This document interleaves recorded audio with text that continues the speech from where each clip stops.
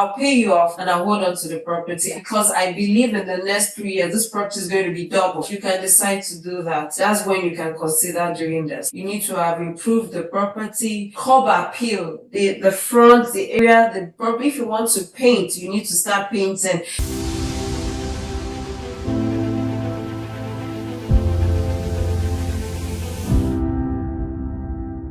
This is another exit strategy, seller financing. I see a lot of pops and mas doing this because they own a lot of equity on it. They just prefer to just carry some and still be making monthly cash flow from it. So seller financing, by financing the sales for the buyer. Advantages of this is that it will attract a lot of buyers. Sellers that open up their houses for seller financing, you will get more buyers than any other person that is going to the bank. Just be rest assured. The potential to sell higher is high. You can decide that the property is worth 15 million. I want to sell mine for 17 million and give them at a good rate.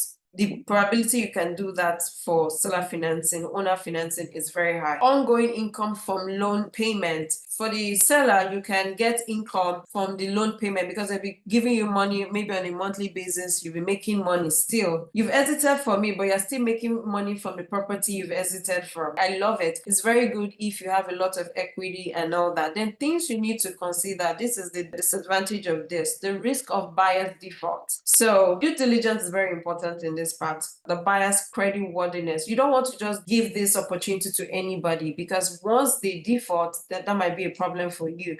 So you want to do your due diligence on the buyer's credit worthiness. You might need to even get a third party to handle the management for the loan servicing for both of you and all that. You might not want to handle it yourself. You might need to involve a third party to do that. Then risk of buyer's defaults. This is one of the major challenges for seller finance. It's very good. I encourage it. I like it, but these are just the pitfalls to it. Why should you consider, when should you consider buyout? When should you consider repositioning seller finance? Buyout is when you're seeking full control. If you want full control of a property, call your partners and say, guys, I'm going to pay you off. I want this property. You should be ready to pay a lot of money. So that. Then when you have a misalignment of goals, like I said earlier, or when you're having conflict, a lot of conflict, and it's becoming a major issue, this might be something for you to consider. Either you buy them out or they buy you out. One of them, you might need to consider that. Or there's potential for significant future profit. For example, if your partners want to sell the property right now and you know that this is not the best decision, but they don't want to listen to me, they want out, you might decide that, okay, fine, you guys want to sell, no problem. I'll pay you off and I'll hold on to the property because I believe in the next 3 years this property is going to be double and all that. You can decide to do that. That's when you can consider doing this. Repositioning the property. When do you want to do this? If the market has changed, this is the job of an asset manager. So you need to continuously study the market.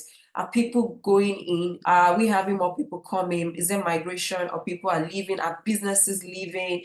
What is going on? The market will determine if there's a significant, like for us, we bought a student housing and we saw that the student portion of it was decreasing. The market was changing. Now many people are not considering going to school any longer. So that played a factor to that. So students are not going to school, so it's affecting that portfolio. But before we bought it, we did our due diligence. We knew that was going to happen. We already stated from day one we're going to transition it and all that. So and we also saw the opportunity that more family-like people were coming in. So these are market research that you need to do, and that will tell you, I think I need to quickly reposition this property to meet the future need of this environment. And when the property is underperforming, let's say you have an hotel, like what I said, the hotel is not performing, you might decide to transform or reposition it to a residential and make money, steady cash flow and all that. Or you're doing an Airbnb and it's not performing, you might decide, okay, I'm renting it long term and all that. So these are things you might decide to do. Or there is a strong value add opportunity. So if you decide that, oh, hotel is no more the reigning, it's not going to give me as much money as residential, I might decide to reposition. So these are reasons why you want to consider that. The seller finance, if you want to attract so many buyers, you want the competition to be so much and you want to maximize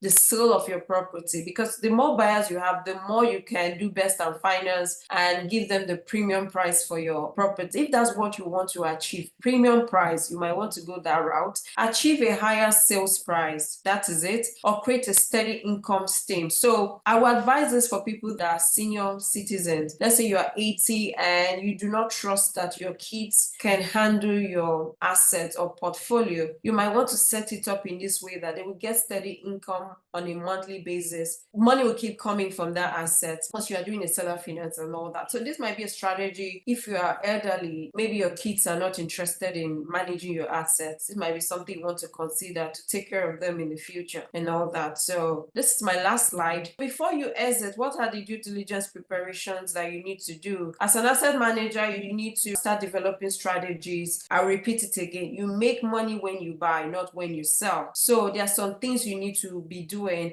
You need to have improved the property, curb appeal, the front, the area, the property. If you want to paint, you need to start painting. If you want to start doing some value add renovation, in the sense that maybe you have 100 units, you might decide, okay, I want to do a sample with 10 units, so that if I renovate those 10 units, let me see if I can increase rent. You might decide to push up the rent, and that might be your selling price for the next buyer. So these are things you want to do to show the buyer that you're buying a value add property, because I did this with 10 units and you can achieve this with the remaining 90. So these are things you want to consider and all that. So these are preparations you should have been making, not when you just want to sell, you start doing all the repairs and all that. And don't forget, this thing might affect your profit and loss, because you might have to engage some contractors to do this, and they might not be capex repairs, because if they're capex repairs, they go under the line. But let's assume they are normal operating repairs, you end up spending a lot of money. So there are things you should have started doing way before you sell. So selling a property starts from year one. If you want to sell in year 5, start the preparation from year 1. Then you consult a mortgage broker, because you also want to know the perspective of a lender. You want to know what the lender will quote for your property, so that you know what your buyer can get in terms of debt from it. So you want to also put yourself in the position of a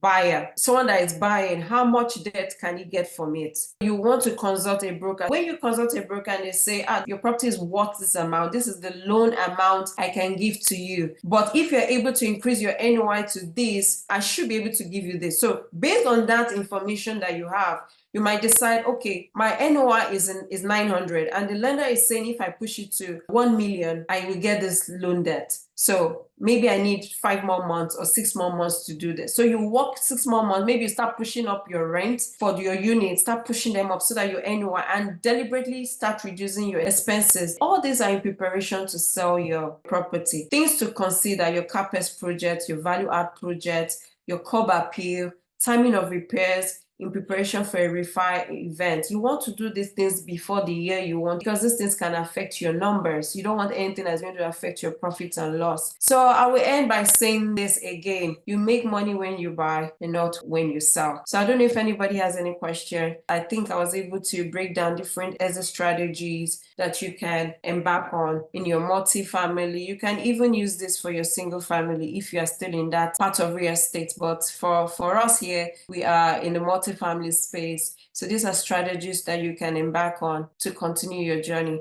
Does anybody have any question? Oh, I think I was clear enough. Okay, I guess that's all for today. Thank you everyone for coming. Please have a wonderful day.